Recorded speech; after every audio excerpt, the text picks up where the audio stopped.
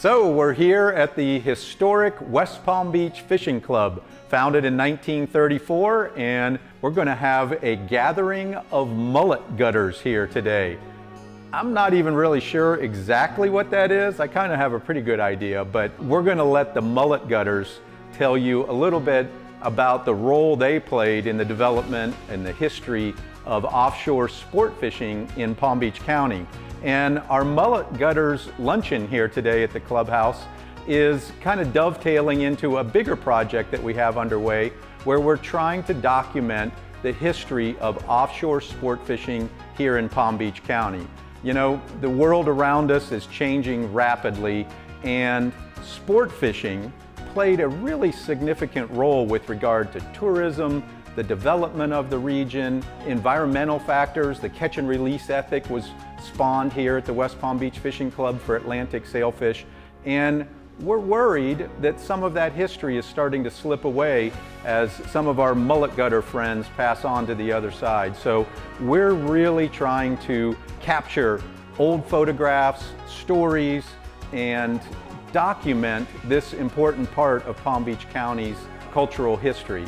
We're really excited about getting these guys together today to share some stories and old images. And frankly, if you know people that might fit who we're looking for, this is a call to action. We want to capture as much information as possible because we're building a mobile historical exhibit that we hope will be on display at a boat show or at a marina or a tournament down the road. Storyboards that really tell the history of the people, the places, the events, and the boats that shaped Palm Beach County's sport fishing history. All right, it's time. Let's meet some of these mullet gutters. Well, that makes it sound like I've been here 100 years. Only really about a little bit less than that. I'm Frank Battalion, proud to be a mullet gutter. A good supply of fresh bait is prepared from fish known as mullet. The section of the backbone is first removed to make him wiggle naturally when trolled through the water. And the final product is ready to go swimming. The bait is designed to look like an escaping fish, skipping and diving frantically over the surface. I would think it's a mate, but that would be my guess. It would be a mate, a guy down there cleaning an old Charlie Hayden split tail out there digging in mullet. But I have no idea why they call themselves that. Maybe it's just an old term. Back then, when we first started sail fishing, or at least when I first started sail fishing, our primary bait was a 6 to 8 inch finger or intermediate sized silver mullet. That mullet, as it comes out of the sea, has a stiff backbone. If you put it on a hook and you trolled it behind your boat at 5 to 6 knots, it's going to spin. So it didn't take very long to figure out that we had to take the bone out of it. And you could take the guts out, after you took the backbone out, you could take the guts out through the split back. So most of us called them split back mullets back in those days.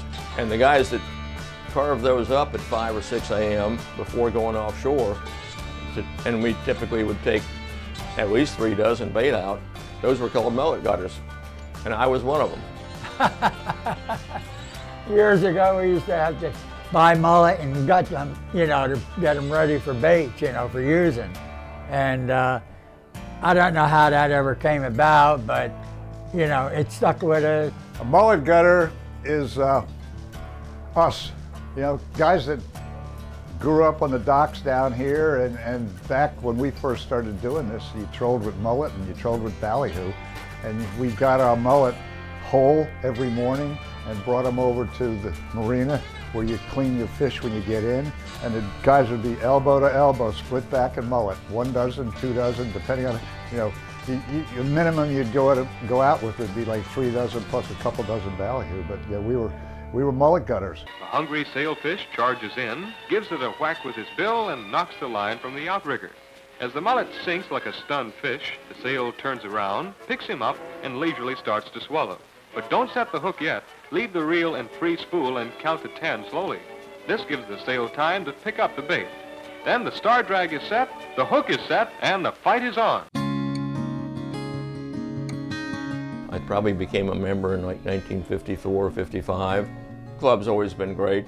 Back then it was Frances's club, Frances Doucette, who was a wonderful lady that supported all of us and did such a great job. She was like our mom.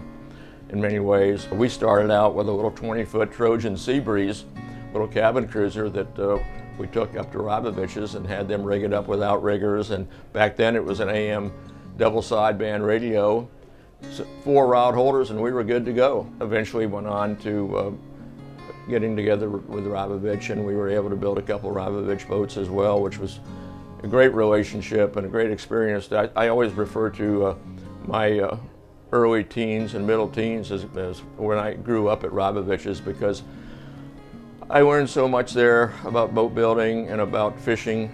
I got to meet so many of the great captains and crews. It was among my favorite times in my life. In addition to the sail fishing, this area had such good inshore or nearshore fishing. The inshore species like snook and pompano, Spanish mackerel, and then king mackerel offshore, dolphin fish. It was just a very fishy place. And because there was a lot of facilities here, it was just a natural for fishing to be a driving force for this community to grow. Well, back in the day, if you wanted to catch sailfish, this is where you came, between here and Stewart or Miami, and it seemed like it was better up here, and the further north you got, the better it would get. Palm Beach, you know, they had the airport, they had the facilities, hotels, motels, everything. Somebody could come in town for a day or a week and go fishing, and sailfish had put this place on the map. I mean, the in thing to do when you came to Florida in the 1940s, 1930s, 1940s, 1950s, and 60s was to go fishing. And one of the biggest things, of course, was to go sail fishing down here in the winter when our sailfish were very abundant and had migrated south to the Palm Beaches when the water got cold up north. So that's the main reason for this club doing so well. There's nothing else like it any place in the United States, according to Mike Ripkins, who's one of America's best recreational fishing historians. 2 fine billfish aboard. One will be mounted to decorate a den in memory of an exciting day at sea. The other will be smoked and relished as a table delicacy. In waters like these, it's no trick to catch one of the treasured blue water fighters.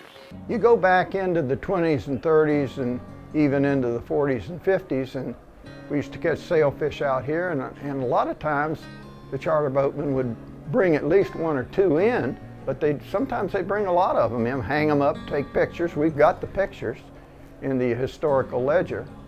It just seemed to some of our members that was the wrong way to be doing things.